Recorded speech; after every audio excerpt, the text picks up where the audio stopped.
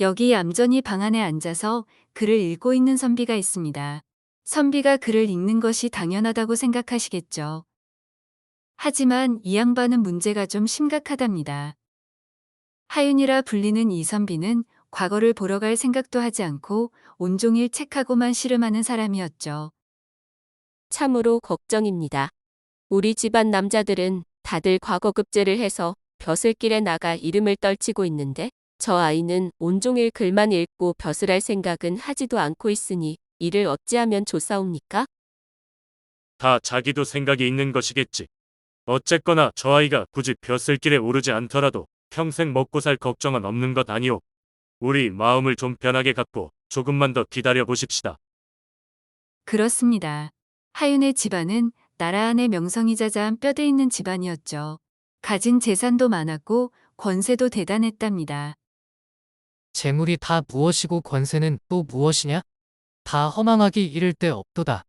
내가 마음만 먹으면 벼슬자리 하나 꿰차는 것은 문제도 아니련만. 나는 그저 세상 속으로 나가는 것이 답답하고 싫을 뿐이다. 이 허망하고 헛헛한 마음을 달래주는 것은 오직 이 책 말고는 없구나. 우리의 주인공 하윤은 아직 한창 나이의 젊은 선비이건만 벌써부터 허망함에 사로잡혀서 삶의 의욕을 잃은 것 같군요. 이를 어찌해야 할까요? 그렇게 오직 책만을 벗삼아 하루하루 권태로운 일상을 보내고 있던 그에게 새로운 인연이 다가왔답니다. 그래, 이번에 새로이 끼니 준비를 맡게 된 아이로구나. 참으로 어여쁘기도 하지. 너는 다른 식구들은 신경 쓸 필요 없이 우리 아들 먹을 음식만 준비하면 된다. 알겠느냐? 알겠사옵니다, 마님. 이 여인의 이름은 선아였는데 하윤의 집안에 새로이 들어오게 된 여종이었죠. 그녀는 하윤이 먹을 음식을 준비하는 일을 맡게 되었답니다. 우리 아들의 입맛이 여간 까다롭지가 않아서 지금껏 이 부뚜막을 거쳐간 여종들이 수없이 많으니라. 그래도 너는 음식 솜씨가 여간이 아니라는 말을 듣고 특별히 부른 것이니 앞으로 잘 하리라 믿는다. 걱정 마시옵소서, 마님. 선아는 자신있게 대답하는 것이었습니다. 그리고 그녀의 음식 솜씨는 과연 놀라워서 식음도 전폐하고 글만 읽던 하윤이 어느 사이인가 식사 시간을 기다릴 정도가 되었답니다. 오늘은 또 무슨 맛난 요리가 나오려나? 정말 기대가 되는군. 그 덕분에 하루가 다르게 여이어가던 하윤의 몸에 적당히 살이 오르고 건강도 되찾게 되었죠. 그러던 어느 날 여느 때처럼 선아가 차려준 맛있는 밥상을 기쁜 마음으로 마주하게 된 하윤의 눈에 밥상 위에 놓인 작은 서찰이 눈에 들어오는 것이었습니다. 그는 밥상을 들고 온 선아에게 이것이 무엇이냐고 물었죠. 식사를 마치시고 직접 한번 읽어보시옵소서. 선아는 빙긋이 웃으며 알듯 모를 듯한 말을 남기고는 총총히 방문을 나섰죠. 서찰의 내용이 너무나 궁금했던 하윤은 밥을 먹는 둥 마는 둥 하고 그녀가 건네준 서찰을 펼쳐 읽어보았죠. 나으리. 천안 아래 것이 이렇게 불쑥 서찰을 건네는 것이 참으로 송구하옵니다. 하지만 지금껏 나으리를 뵙고 이 말씀만큼은 꼭 올려드리고 싶어 이리 무례를 범하였사옵니다. 책 속의 세상은 어디까지나 책 속의 세상에 불과하옵니다. 이 말인즉슨 의기를 가진 사람이 책에 적힌 성현의 가르침을 받아들여 그 뜻을 진짜 세상 속에서 풀어놓지 않는다면 별 의미가 없다는 것이옵니다. 제가 보기에 나으리는 장차 큰일을 하실 뿐이옵니다. 온갖 서책을 두루 통달하셨고 집안도 훌륭하니 만약 나으리께서 큰 뜻을 펼치고자 하신다면 조선 팔도에 감히 나으리를 막을 자는 없을 것이옵니다. 소인이 차려드린 음식을 맛있게 드셨다면 음식을 취함으로써 얻은 기운을 부디 큰 뜻을 이루는데 써주시옵소서. 그리하면 저 역시 큰 기쁨을 느낄 것이옵니다. 이거 참, 한낱 부뚜막을 지키고 있는 계집종이 나에게 이런 맹랑한 서찰을 보내다니. 선아의 서찰을 읽은 하윤은 그녀에 대해 큰 호기심이 생겨났죠. 거기 누구 없느냐? 어서 선아라는 아이를 불러들여라. 그리해서 선아는 하윤과 마주 앉아 이야기를 나누게 되었답니다. 그런데 하윤은 선아의 깊은 학식에 크게 놀라게 되었죠. 그가 묻는 말에 선아는 전혀 막힘없이 척척 대답하는 것이었습니다. 이거 참 놀랍구나. 도대체 너는 어디서 글을 배웠으며 어디서 이러한 학식을 얻었다는 말이더냐? 사실 쇠뇌의 어머니는 궁궐에서 나라님의 밥상을 준비하는 상공들 중 한 명이었습니다.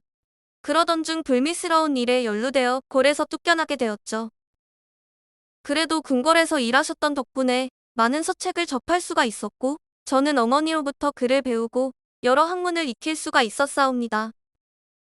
너의 음식 솜씨 역시 어머니로부터 전수받은 것이로구나. 그러하옵니다. 대답을 마친 선아는 다시 덧붙이는 것이었습니다. 저는 어려서부터 어머니에게 궁궐 사람들에 대한 이야기를 많이 들었사옵니다. 어머니께서 말씀하시기를 아무리 높은 벼슬에 있는 사람이라도 그 속이 좁은 자가 있고 벼슬길에 나가지 못해 향촌에 묻혀 사는 처지에서도 큰 뜻을 품은 이들이 있다 하셨사옵니다.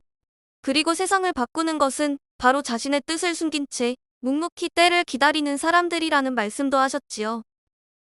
여기까지 말을 마친 선아는 하윤의 얼굴을 똑바로 바라보며 말하는 것이었습니다. 제 생각에는 나으리야말로 세상을 바꿀 만한 큰 뜻을 품은 분이라 여겨집니다. 만약 아직까지 뜻이 없으시다면 지금부터 뜻을 품으시면 되옵니다. 이에 하윤은 크게 웃으며 선아의 손을 맞잡는 것이었습니다. 그래, 내 그대의 뜻은 잘 알았소. 내가 보기에 당신은 부뚜막이나 지킬 만한 인물은 아닌 것 같군. 만약 당신이 내 곁에서 도와준다면 나는 이 방을 나가 큰 뜻을 펼칠 수 있을 것이오. 그렇게 그날부터 선아와 하윤은 서로 애정하는 정인의 사이가 되었지요. 물론 하윤의 부모님은 펄쩍 뛰었답니다. 이런. 그 새로 들인 계집종이 너와 정인이 되었다고? 어머니, 그 사람은 그저 그런 계집종이 아니옵니다. 그 사람의 신분은 어엿한 중인이옵니다. 뭐, 그건 그렇지. 그 아이는 계집종이라기보다는 부인이 음식 준비를 위해 얼마간 쥐어주고 부리는 사람이 아니오. 아무렴 종은 아니지. 아버님, 어머님, 저와 선한왕자의 혼인을 허락해 주시옵소서. 그렇게만 해주신다면 소자 당장 과거 시험에 응시해 당당하게 벼슬길로 나아가겠사옵니다. 그의 말에 부모님의 얼굴이 활짝 펴지며 만면의 미소가 번지는 것이었습니다. 우리 아들이 드디어 정신을 차렸구나. 그래, 그렇게만 해준다면 그 누구인들 혼례를 허락치 아니하겠느냐? 당장 네가 원하는 대로 하여라. 그렇게 하윤과 선아는 모든 이들의 축복 속에 백년가약을 맺게 되었죠. 그리고 이미 모든 학문에 두루 통달했던 하윤은 손쉽게 벼슬길로 나아가 나라의 큰 인물이 되었답니다. 그런데 내가 아무리 생각해봐도 참 이해가 안 되는 부분이 있어. 그것이 무엇이옵니까? 그대가 아무리 당돌하기로서니 그렇게 서찰을 불쑥 내밀 만큼 배짱이 두둑해 보이지는 않는데 혹시 어머님이나 아버님의 부탁을 받고 그리했던 것 아니오? 서방님, 그것은 말씀드릴 수 없사옵니다. 아무래도 내 추측이 맞는 것 같군. 역시 우리 부모님은 못 당한다니까.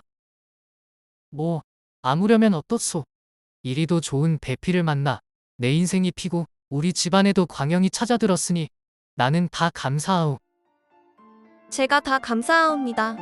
앞으로도 우리 두 사람 계속해서 아름다운 인연 계속해 나갔으면 하옵니다.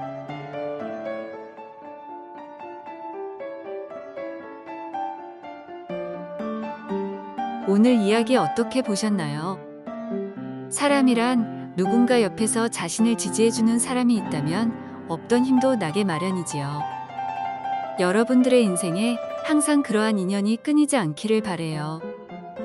그럼 저는 다음 이야기로 또 찾아뵐게요. 다들 건강하시고 행복하세요.